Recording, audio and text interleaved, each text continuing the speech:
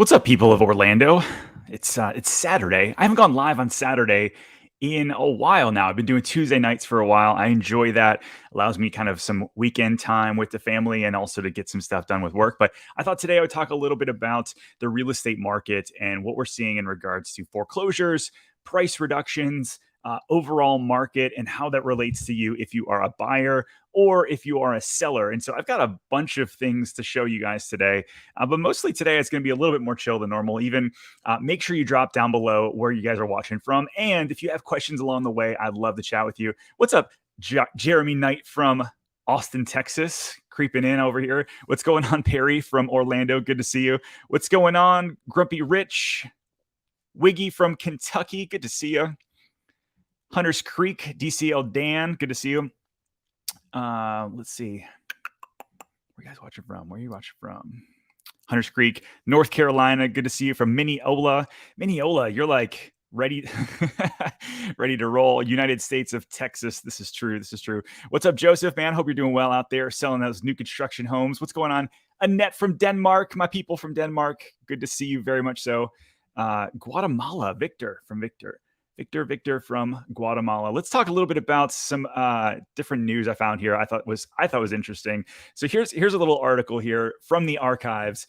This is an interesting one, and so forgive me for reading here, but I think this is, to me, fascinating. But every week, the real estate section of Sunday papers and realtors' multiple listing books announce major economic news that should shock and excite millions of Americans, but no one is ever listening or reading between the lines. After 35 years of ever-increasing home values, prices are coming down, and they're falling fast and far enough to bruise a lot of homeowners. Everyone has become transfixed by how the median price is now around $70,000 and no longer within the reach of most Americans, but more significantly, the death of real estate sales. Americans are not buying because they cannot afford the market combined with high prices and high interest rates, but it is one-sided view to blame that the market problems are only on interest rates. So I found this article. This is actually from August 9th of 1981. And I was going through kind of what was going on in the 80s. How does that look like today? What's the differences? Because there's so many people online. If you just go to, this is a wild kind of thing in terms of just a narrative of where we're at. But if you just type in like real estate crash, it's pretty much, there's our boy, let's see, Reventure. I'm sure it's here somewhere, Jeremy Knight. But Gen Z is hoping for a market crash so that they can afford to buy a house, right? Should I sell my house before prices crash? It's literally every news article that's just kind of dominating what we're seeing. Oops, I still got it from Guatemala. Really, it's dominating everything that we see. And it kind of continues this narrative of like what's going on. And so I started looking at the actual numbers because to me, I want to give good data and have people make some decisions based on data instead of just the news headlines or kind of like how things feel. And so I've got a lot of stuff to share with you guys today, but along the way, make sure you ask questions, even if it's not real estate related, if it's theme park related, living in Orlando, all that good stuff. I'm here to answer your questions and kind of get to know you guys even a little bit more. So I hope you're doing well wherever you're at. What's going on? Diz Deb, excited to be your neighbor soon, building in Meritage. That's awesome. That whole strip over there on Hartzog is going to be super nice when it's done. What's going on from Champions Gate? Good to see you. Long Island, building in Wedgefield in 24. That's awesome. All right. Yeah, Warren Redlich, one of Tesla YouTubers, did a video on how Tesla should build a gig factory in Orlando. What do I think? I mean, why not, right? I feel like Orlando, it has still so much land left. Like Central Florida, I know downtown Orlando is tight. You've got other places that are really tight, but we've got a ton of land, especially between here and Tampa. I mean, that whole Lakeland area, there's just massive amounts of opportunity, which I think is why like Walmart, Amazon, all these places are doing distribution hubs in those areas, and it's bringing a lot of jobs to the area as well, which I think is great. So let's actually talk about some of the data here, and hopefully you guys can see a bit of what I'm talking about. So here's an interesting thing to me. You've got over the past week, this is actually a 4-week trend now to where we have more pendings hitting the market than new listings. But the big deal here is price decreases. We're still seeing a lot of price decreases in general. And so I started looking through here, like where are some of the majority of the price decreases happening? And you've got a lot of them that are obviously downtown Orlando where it's a little bit more dense. You have a bit more down in the resort market, but off to the west side, of the Orlando market, Claremont, Horizon West, all those kind of things, you're not seeing as many price reductions. And so I started, let's pull back through maybe all 5 counties: Lake County, Polk County, Osceola, Orange, Seminole County. The 5 counties kind of make up Orlando. And we look over the past. This one was August here, and so the average sales price for August in those areas, $483,000. That's for a 2,100 square foot house. And then over the past week, the average has gone up $7,000 to $490,000 just a month later. And so prices continue to go up, but the number of homes are sliding back. That's the number one takeaway. When you're reading some of these things online where it said that there's a market crash, even when you look at it back in the 80s when that article was originally posted, it talked about how the number of homes that were sold fell back like 50%, which is a massive drop, right? We're seeing a massive drop in number of home sales, but the average price continues to climb, which is kind of a weird thing when you think about those two dichotomies. So let's look back over this. So then this again, $490,000 median price went up, but the average size of the home for that price actually went down 100 square feet as well. So 5% less house for 2% more money. Kind of an interesting thing.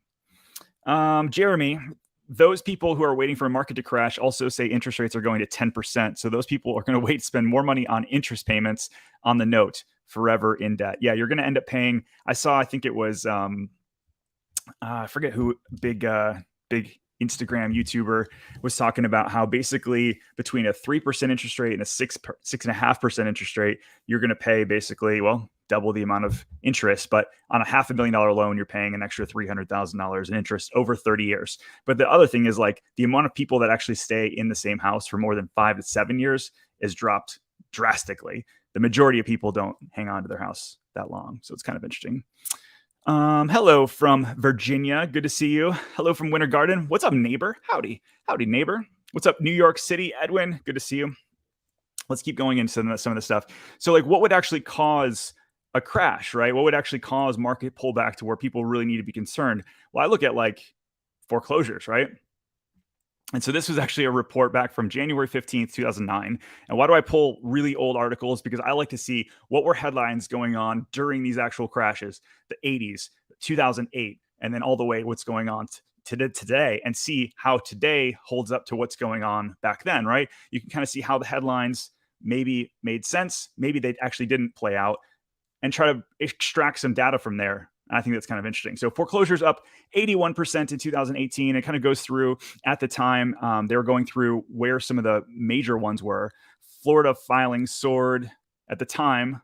Massive foreclosures: Nevada, Florida, Arizona, California, Michigan, all those kind of things. But when you look at what's actually going on right now, this is actually today's stats, which I thought was very interesting. From 2008, when that article was kind of going on, to today, you've got foreclosures are starting to pick back up, but they're still at a significantly less rate than 2014, 15, 16, 17, and 18. And then in 2020, we had a moratorium, which is why 21, there were like basically no foreclosures happening.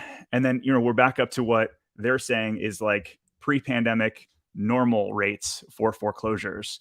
So that's an interesting one. If you're watching this and you're going into foreclosure, you can't afford your house anymore, and you've owned your house for longer than a year, you're probably in a really very strong equity position. If you've owned your house for 3 years or longer, you probably have 30, 40, 50% equity at this point. There's no reason to let your house go back to the bank. So make sure you reach out to me or whoever your local realtor is, wherever you're watching this from, because you can definitely get out at this point. So I don't think that this is going to affect us from a foreclosure standpoint. And that's one of the reasons. Job loss, massive foreclosures, liar loans where you had semi-mortgages that were like subprime mortgages where the rates were going up.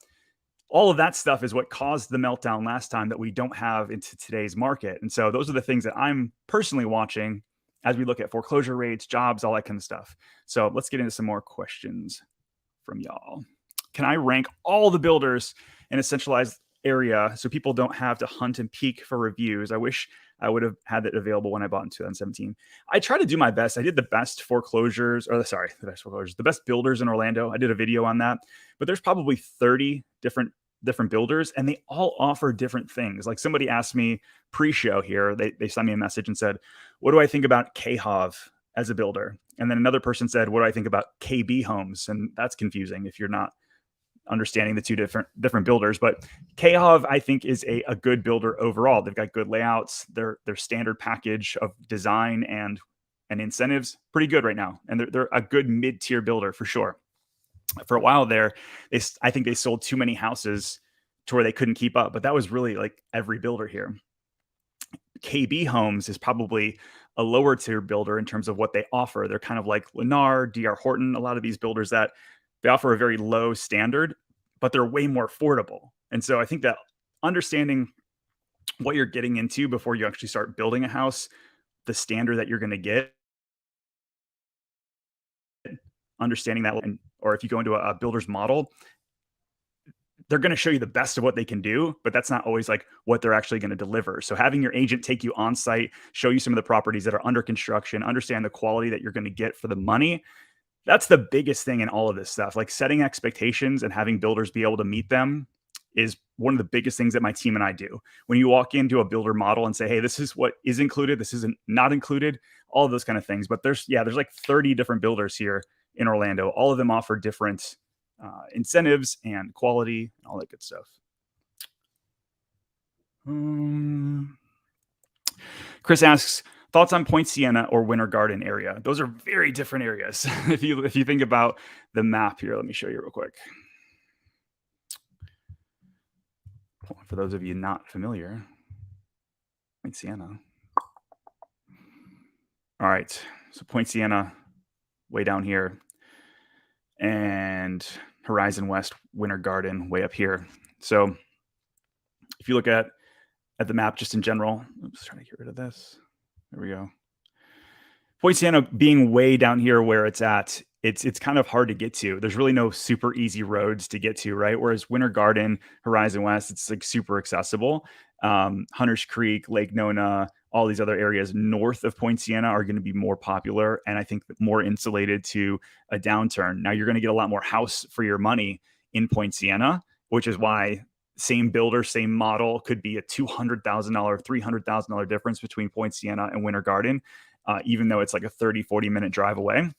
But I think Poinciana, Haines City, Davenport, a lot of these, Winter Haven, all of these areas kind of south Orlando or south of Orlando, those are like the next 10 years where people are going to be moving to because they're more affordable. They've got more land there. They've got less demand. And so they're able to sell things a little bit cheaper. Just depends on what you're looking for. Let's see. I'd rather rent than own in case of a downturn. The first 15 years is primarily just paying interest to the bank, regardless of the interest rate. So you're essentially paying rent to the bank with risk. Yeah. I mean, you got risk, you own the place, right? And so the other thing is you got to think that your rent is going up. Rental rates here in Orlando are going up very quick. They're outpacing appreciation. And so if you're cool with paying more and more and more every month for the next 15 years, cool. That's totally up to you. You can't write off rent. You know, your rent is essentially 100% interest, whereas at least you're paying down some of your principal. You can write off the interest. There's a lot of things for a homeownership that are a positive. You're also, even, especially if you're talking about a 15-year horizon, prices are going to go up over 15 years. They might go down sometime over the next 15 years, but by 15 years today, it's a hedge against inflation. So if you're thinking about that long of a horizon, I would understand a year. If someone said, "Hey, I'm wondering about what should I do for the next year," and you're kind of unsure if you're going to be in Orlando or not over the next year, maybe rent, maybe just hold off and see what happens. But if you're looking at 5, 10, 15 years, you should buy. So follow up, John. So I agree with what you say about different options, but when you're not familiar with certain things like stucco, it may look great on the surface, but yeah, I think so much of what we have here is stucco, and there's really no brick, and which is weird because like in Texas, we have a very similar climate, I feel like, in a lot of areas, but they build a lot with brick there, and we don't do it really at all here. It's mostly block and then stucco over it. So getting a home inspection on new construction, I think, is important. Some builders have taken away to where they don't allow you to do it anymore, which is, to me, seems crazy. But getting an inspector out there, making sure the stucco was applied properly, and then really keeping it painted and those cracks filled as much as possible, something to really know. But we can give you a crash course if you're looking to build a house and some of the things that you should be looking out for sure. All right, so simply no one or noon, one of the two. What's up? Claremont and Davenport. So I'm a big fan of Claremont. I think what's going to happen over the next 10 years in Claremont is what you basically just witnessed happened in Horizon West and Winter Garden. So I think Davenport still has a bit of more infrastructure that it needs to have come along. I feel like they need more schools. They need more like just creature comforts outside of the resort communities, because you've got like Champions Gate, which is huge and awesome for Airbnbs and vacation homes and that kind of thing, but they don't have a ton of like single family homes where people live there year round. At least that's not the predominant thing in Davenport. Whereas Claremont, that's what you got. It's all long term. People live there all the time, and a lot of people that couldn't afford, say, like Horizon West or Winter Garden, push over to Claremont, which makes a ton of sense. So if you're on the west side of town, love it. What's going on? KP from the UK. What's going on? Yeah, awesome. I agree. Yeah. All right, let's get back to a couple of these other things I think are interesting, and please keep asking your questions along the way.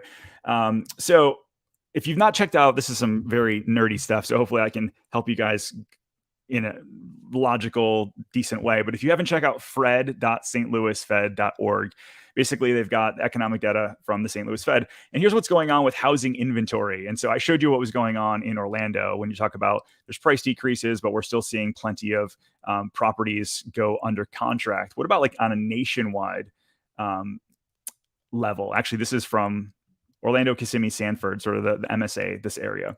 What's going on with our inventory and how is that tracked back over since 2016 or so? Really, we haven't hit the levels of housing inventory. As of August 22, we had 7,200 homes on the market, which matches kind of November of 2020.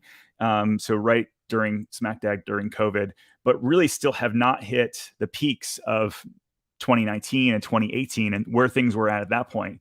Now we have had a sharp increase. So this is why people are freaking out, right? You've got this sharp increase from March of 2022, where we had just anemic. There were basically no listings. And so all of a sudden you go from 2,400 to 7,200 in the 3-month span. And people are, that right there is why people are freaking out and why you're having to do a lot more price reductions to get where you're at. But at the end of the day, the average sales price here in Orlando is still marching up, which is not what the news are saying. It's just a very interesting thing to look at. Let's look at new housing starts. I think this is an interesting stat as well. So new privately owned housing unit starts, total units. So we had, 2010 when there was an absolute crash, 2006 right peak crash, if you will, right before the crash. You had all of these new home starts completely just drop to almost nothing. And we lost this time between here and here, where there should have been still new houses being built. There were not. So we're, as a country, something like 2 million homes short of where we should be if you were to follow this trend line all the way back into the 60s. And so we marched back up where we were going to be. You had a huge drop off in April of 2020. We all know why. Pandemic hit, and then it started picking back up. But now, over the past 2-3 months, housing starts have dipped significantly. If you look at it, it's like a 30% drop over the past 3 months. And that just kind of goes back to the fact that there's more resale homes on the market, like we just saw in the last slide, compared to today. And so now builders are having to say, hey, listen, if you're a buyer and you're looking at resale, we now have to be competitive. 6 months ago, they didn't have to be competitive. It was literally like, you want this, you want a house? Great. You're going to overpay for it, waive appraisal. You're not going to get to go to the design center anymore. We're going to give you zero incentives, no closing cost incentives, no nothing. And you're going to like it. And now they actually have to get competitive and be competitive to resale, which I think is a really healthy thing if you are looking to buy a house and for our market in general. Capstone 91 says, I'm considering retiring to Claremont in 5 years. However, I'm concerned with my ROI will take a hit if they don't buy there prior to Western Way connecting to Claremont to WDW. So I think you still have, I think 5 years from now, that Western Way is going to be opened up. And so I would get going sooner than 5 years, but you don't have, I would say the next 1 or 2 years I would get going.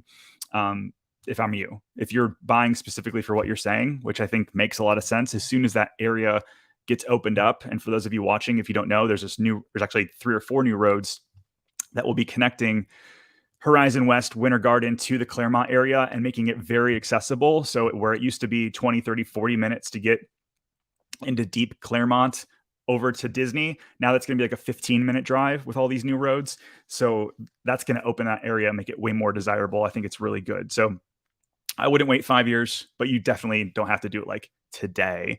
I would just do it over the next year or two if I were you. So, what are the average mortgage rates? Is it still 6%? And is that making any waves to purchasing? Yeah. So, they're talking about over the next 2 weeks, we're probably going to see as high as 6.5%. And again, that's going to pull back down, right? Um, what's going on in the market. And so, I think that there's going to be fewer and fewer people that can afford that higher interest rate. And so, builders are going to have to offer more incentives, and sellers are going to have to potentially offer more incentives. You also might have to start looking at like a 10-1 arm. I would never go less than a 5-1 arm in this market. There's plenty of builders offering like a 2-1 arm where they'll give you like a 3% interest rate for the first 2 years, and then it balloons up to like 6.5, 7. I wouldn't take that if I were you. I would try to lock in for at least the 5 to 10 years. There's other economical ways to get you back into a more affordable position. But I think that with the prices and interest rates kind of going up, we are going to see some sort of pullback, TBD on how much. Matthew says, hey, I'm a title guy. I just moved to Windermere. Can you tell me any specific builders looking for title guys and what would be a good way to contact them? So this is an interesting one for everybody watching. Like, builders typically make their money off of like 4 different ways. They make their money off of mortgage, title, insurance, and then building the home. And so every big builder here has some sort of in-house, like D.R. Horton has DHI title, DH mortgage. Like, they've got all of their own kind of in-house stuff. So you could work for one of those. If you're building your own business, I'd get away from the builders if I were you. Unless you're going to find some small guys that are doing infill, that's always a possibility.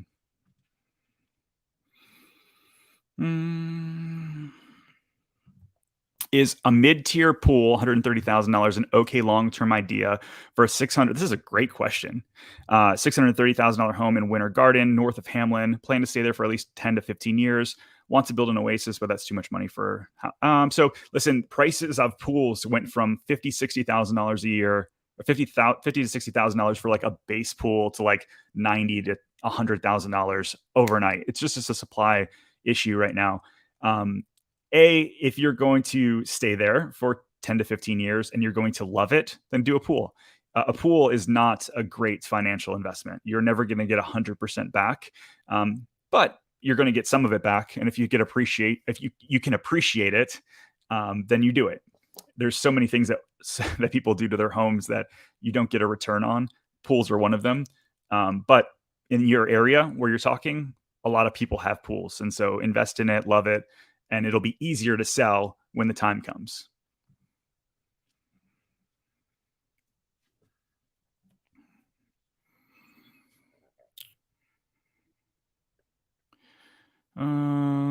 Oh, he's a tile guy, not a title guy. I went through all of that. He's a tile guy. Dang it. Thank you, guys. If you're a tile guy, yeah, I would definitely just contact all the project managers on site. Like, if you're any kind of tradesperson and you're living anywhere outside of Orlando, you have a massive opportunity. If you're a plumber, electrician, a tile guy, a flooring guy, I would just contact the sales rep at the neighborhoods and then ask who the project managers are. And if you're bonded and all that good stuff, they're looking for good people. That's like the number one thing right now that we're lacking is trades in our area. Yep. Sorry. Tile. Got it. Thank you.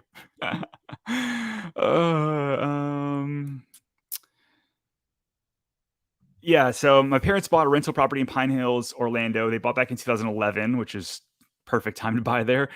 What's the future outlook for Pine Hills? So Pine Hills historically has been a very heavy rental area. Let me show you guys where Pine Hills is. It's a very rental friendly community. Let me see.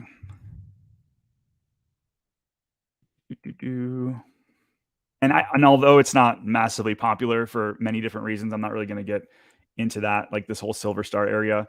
If you look at it from like an an area. You got downtown Orlando, which is expanding. College Park is pushing over. This Princeton Silver Star area used to be like all industrial, and now people are pushing over. You've got like the bricks and the packing district and all these really cool things pushing over. You've got the old golf course that's pushing over. So I think that as this area over here in downtown Orlando pushes towards Pine Hills, it will make Pine Hills more, eventually more desirable, but that's probably some years in the future.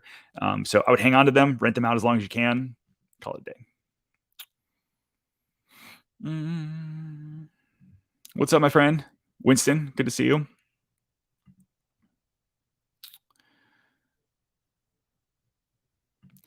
Yeah, so Silver Sterling Jovi fan Rose.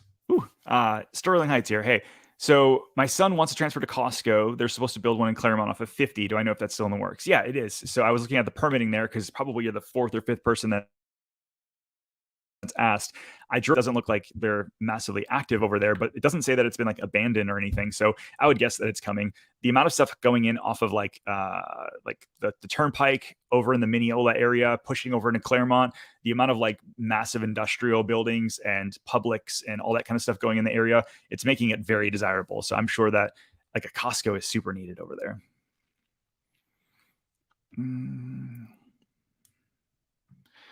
Pools with hot tubs are an extremely positive addition to home when you are using short-term rentals. Yeah, I mean, sure, I wouldn't buy a short-term rental without a pool or a hot tub. I mean, people are coming on vacation not to just look at a piece of grass and throw a football. Like they want to go use the pool and they want to be able to party outside and that sort of thing. So if you're buying a short-term rental, make sure that you're getting a pool or you have room for a pool. And that could be a good value add. If you're getting a deal on a short-term rental that does not have a pool, make sure you're negotiating hard enough to be able to put one in so that you can increase the nightly rates. And that's a great opportunity. Hey, again, new to the area, but not new to my channel. What's going on? Appreciate it. What can I provide about the Polk City, Lakeland area? So I think that, again, I was talking earlier around like just how Amazon and Walmart, and if my dude over there is talking about the Gigafactory for Tesla, all that good stuff potentially coming. So you've got Orlando's up here, and you just kind of follow the I-4 way down to Polk City and Lakeland. It's going to be the connector between Orlando and Tampa. Or I think Lakeland has sincere opportunity, and if the I-4 expansion happens, and right now you can see how there's so much traffic up and down I-4. But eventually this whole Lakeland, Polk City, because of all of the land that's there, I think that's going to be a job hub. And I think it's going to bring a lot of folks in a very positive way. And then this whole Winter Haven area with the amount of lakes that they have there right now already, like those are legit lakes. So lakefront properties, super cheap in Winter Haven and in Lakeland compared to Orlando, just because it's so far. But if you're good with the drive and you're wanting to move to Lakeland because you want to be close to Disney, well, that's like an easily 45 to 50-minute drive. But if you're cool with it, you can get a lot of opportunity in terms of just price for your home. We are live. What's going on? Good to see you.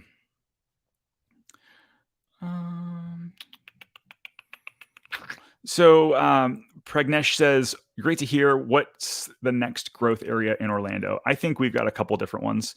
One would be I wish I could have a different view on this. Let's see. What can we do here? Satellite. Do we like satellite? Transit? I like that better. All right. So I think that in terms of the growth areas of Orlando, and to me, it's the St. Cloud area down here. I think that as Lake Nona has priced people out, people are pushing into St. Cloud. You've got Sunbridge down there. You've got a lot of really cool opportunities down in that area for new construction and just ease of lifestyle. I think makes it a lot of sense. And then over to the northwest, so Groveland, Mineola, past Claremont. I think Claremont in general, but those two areas I think are fantastic. Easier to get to, right? Because you've got like the turnpike and then 50s like pulling up through Mineola. It's easy to get to. You can be from this area to downtown Orlando if you're working there, or even drop down and over to the airport in a reasonable amount of time. St. Cloud is going to have the Osceola Parkway extension coming through, and so it's going to make it easier and easier to get down into the Narcoossee area, that whole area. So if I'm looking from a value add or a future kind of thing, future pacing, those are the two areas that I'd be looking in. Um,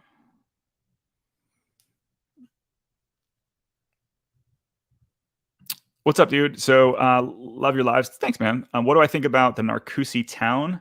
There's really not a town of Narcoossee. It's just a road. So this Narcoossee strip over here kind of connects Lake Nona all the way. It's like Lake Nona up here, all the way down into St. Cloud, and then past it into like Kissimmee touches it for a minute there. But that's this right here. And so the road right now is it's like a 2 lane highway, not enough for the growth that's happening in the area. And so that's why with the Osceola extension and then the widening of Narcoossee, eventually that's going to make the area way more desirable. And so yeah, I think it's a great area. Um, thanks, man. I appreciate that very much. Winter Haven is called the chain of lakes. Yeah, I mean it's you see it over there. This is insane. I mean, like, or the city of Orlando has 100 lakes, 100 official lakes just in the city. But yeah, look at this craziness.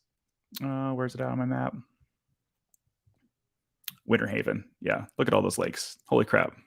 And they're like they're legit lakes. We've got some really great chains here. The Terrace chain, the Conway chain, and the Butler chain. The Butler chain here in Windermere is gorgeous. You've got 13 lakes that are all interconnected. And to get from like Dr. Phillips here over to Horizon West, you have to drive through this whole area, and it's one of the most beautiful drives in Orlando, in my opinion, just because of all the lakes. But yeah, I mean, Winter Haven, massive amount, I think, for the future opportunity for growth. What do I think about the Milk District? I love the Milk District. I think that all of these little spots in downtown Orlando are getting really popular and kind of cleaned up, newer restaurants, a lot of investment into the residential area, both from apartment buildings if you're renting or the single family. You got a lot of tear downs, a lot of investors going in and rehabbing these old houses, and a lot of like little cool mom and pop restaurants, bars, coffee shops, just places to chill. So, like we bought a place in Soto, not too far from the Milk District. I think the Hourglass District. I feel like there's a lot of really cool new spots popping up, and that's one of them.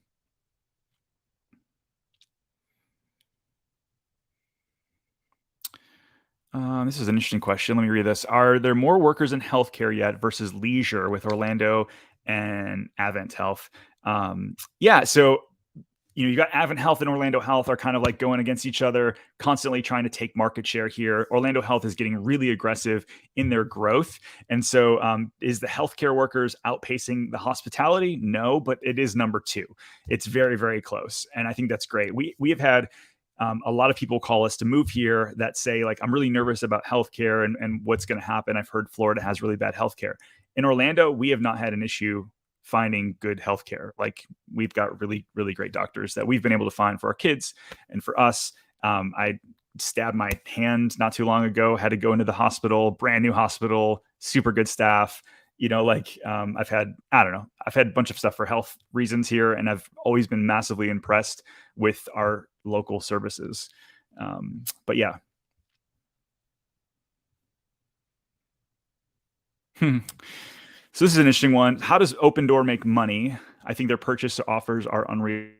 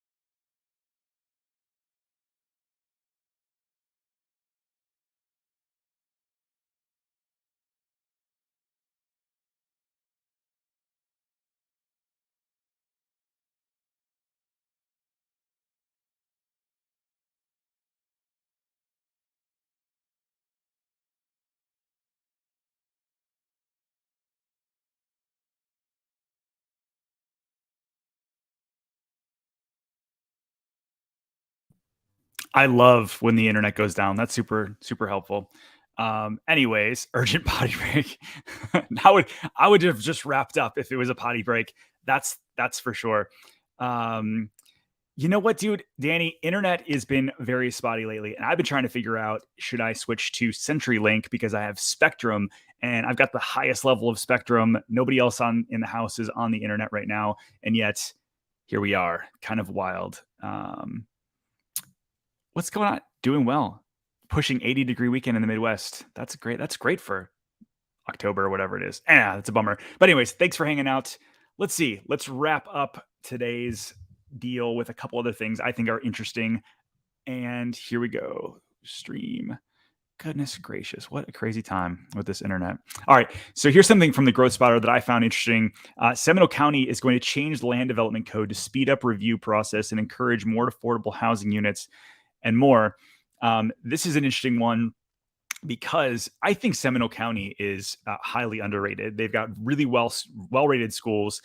It's a little harder to get to because you do have to take I-4 to get up there for the most part. But I feel like Seminole County, where it's located, you're going to get a ton of people that are working over on the coast. They're going to want to move over into this area. They're going to look at Lake Nona, and then they're going to be looking probably up in that like Seminole County area, Lake Mary, and some of those areas up there.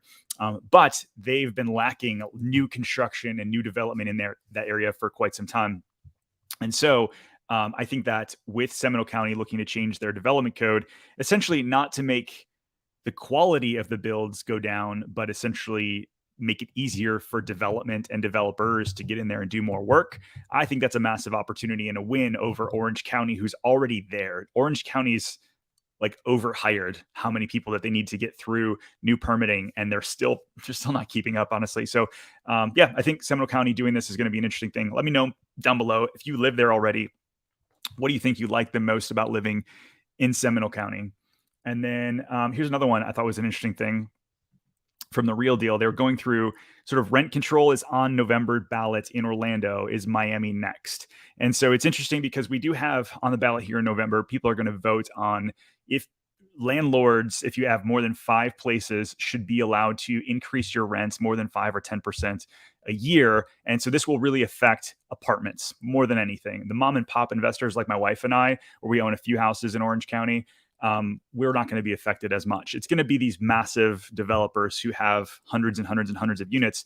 And are they going to be able to put a cap on some of that? And then they're mentioning, should be Miami be next? I think so. I think that is probably going to be on the ballot here shortly. If it's not this year, next cycle for sure. But the rents here in Orlando are kind of wild. I think that, some of the people that were mentioning, I'm just going to rent for 5, 10, 15 years. I'd rather do that. Listen, I mean, it's up to you. Like if you want to rent and that's your thing and you'd rather just not have to deal with a house and all the benefits and stuff that comes with it, totally up to you. But just keep in mind that the rents here have gone up like 45% in the past 5 years. Kind of wild. Kind of wild. Going back to your question on Open Door. That's where I was before. Courtney said, Open Door pulled the plug. Oh yeah, going back, totally missed a bunch of questions. Here we go. Lon asks, how does Open Door make money? So Open Door, especially as the market was going up, they could overpay for a house and then just wait, and the market would catch up, and then they would make money there. But they're typically charging you 5 to 6% of an acquisition fee, which is essentially what realtors charge as a commission to buy your house. And then once they get you under contract, they'll still do an inspection. Many times we'll negotiate even more money off of that. And then they're going to either package it up and sell it to an investor on Wall Street. They'll get 100, 200, 300 houses and sell them off as a package. Those become in a rental portfolio, and that's how they kind of make their money. Or they were flipping it for a really long time and just kind of seeing what happens. I was looking at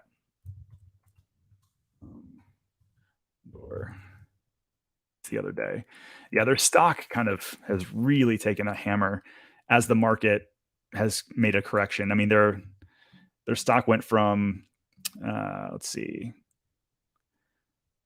Yeah, it went from like $25 down to $4 in the past year. So when you say, how does Open Door make money? I don't think that they are making a lot of money, which is why their stock is in the tank.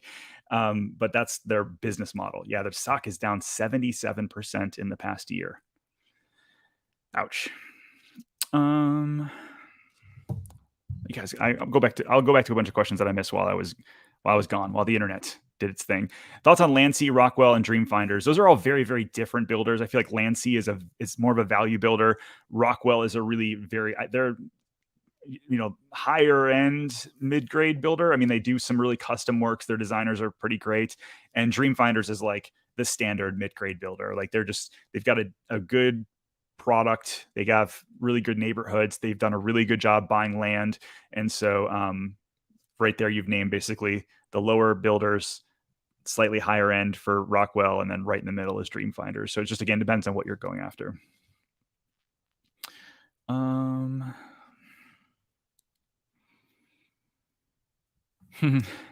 What's going on? Any new listings in Golden Oak over the past couple weeks?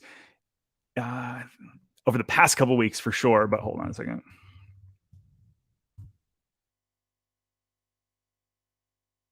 Yeah, let's see. I'll show you here. We've got.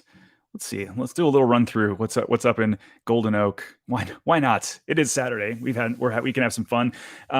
This house has been on the market for 123 days. It's 4.5 million, 4,200 square feet. That's by Issa Homes. I love it. I love the architecture and just this whole location. This one. Let's see. Next one. This one's over in Symphony Grove. 7.8 million. 46 days on the market. Crazy. Kind of crazy on their price, in my opinion, which is why it's sitting. But it is a very unique home, as each one in the neighborhood is. This one has been on the market for It's 9.5 million. It's been on the market for 6 months. Obviously overpriced if it's going to be on the market then that long. 26 days. Here we go. This is the one that came on recently. So $10 million, 9,700 square feet, built in 2016. It's been on the market for just a little over 3 weeks. Let's check this one out together.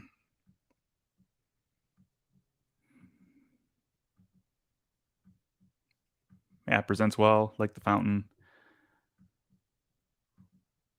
I like the inlay. Oops. I like the inlay and the tile there in the front. Right. Sorry if that makes you dizzy. Right there. Little inlay as you come in here. A lot of times they put there's a little hidden Mickey right there. Oops. Let's see. Let's hide. Sorry, buddy. Let's hide your face. Let's hide mine. Little hidden Mickey right there in the door. That's kind of cool. Yeah. So that's the newest one on the market. $10 million. And then this one's been on the market for 3 months. So yeah, that's it. Just the one new one over the past 3-4 weeks.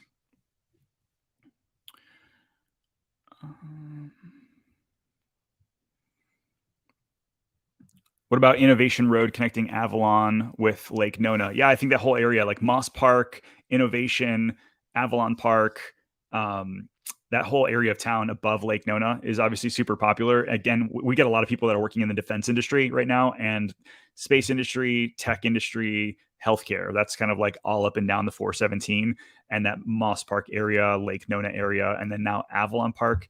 Those three have been really very popular, and the more interconnected they are with the new roads, the more desirability there's going to be there. So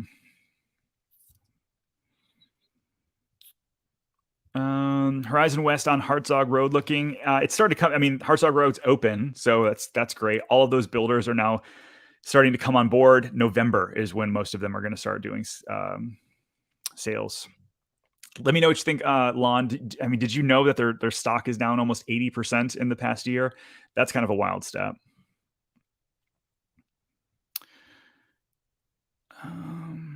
Anthony, I think Apopka is an interesting town because it's an old greenhouse town, right? You've got all these greenhouses everywhere in Apopka. You can't go a mile in Apopka without seeing a greenhouse.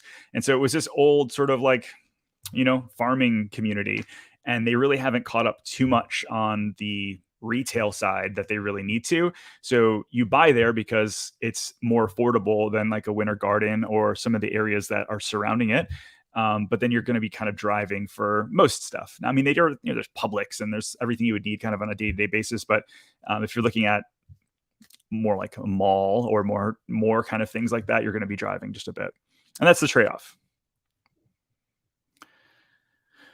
Yeah. Ouch. 80%. It's a big one.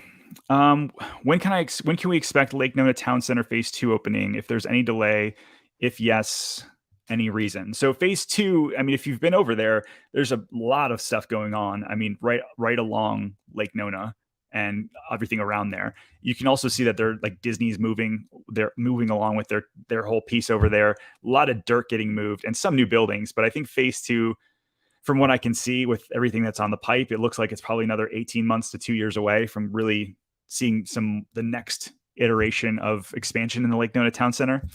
But if you haven't been there in the past year, there's a lot that's opened in the past year, and so I think it's coming along for sure. Um,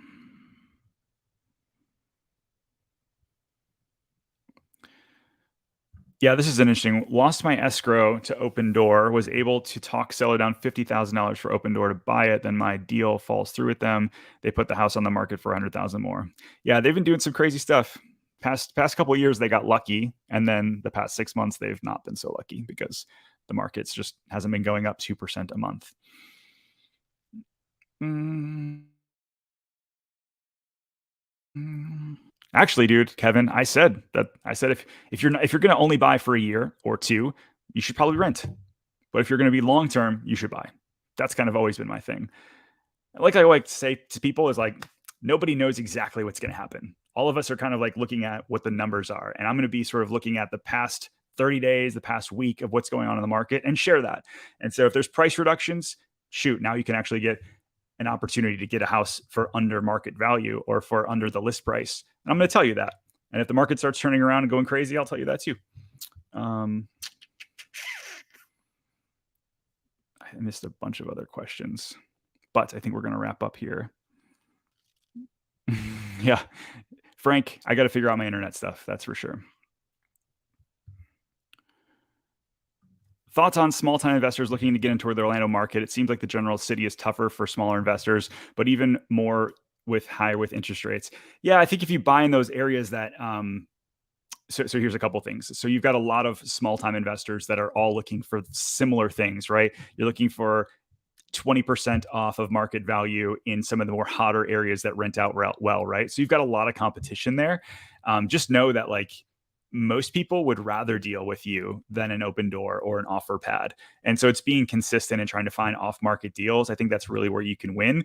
Once something hits the MLS, it's typically not a great deal. You're trying to find stuff that's off market, but I think there's plenty of really great opportunities for investors if you put enough money down. Like if you're putting 25% down or so, you can get into a better interest rate position to where you can still cash flow. There's areas like downtown Orlando, like the Soto area that I'm talking about, that still cash flow really well, especially with the demand in rents.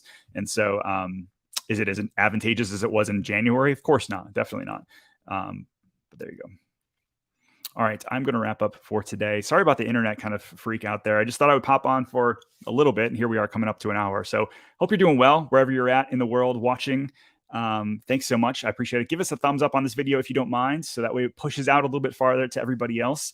And we'll see you guys probably on Tuesday with some theme park, more heavy updates. I'm going to have a guest on and talk a little bit about that. So until then, have an amazing week. Bye.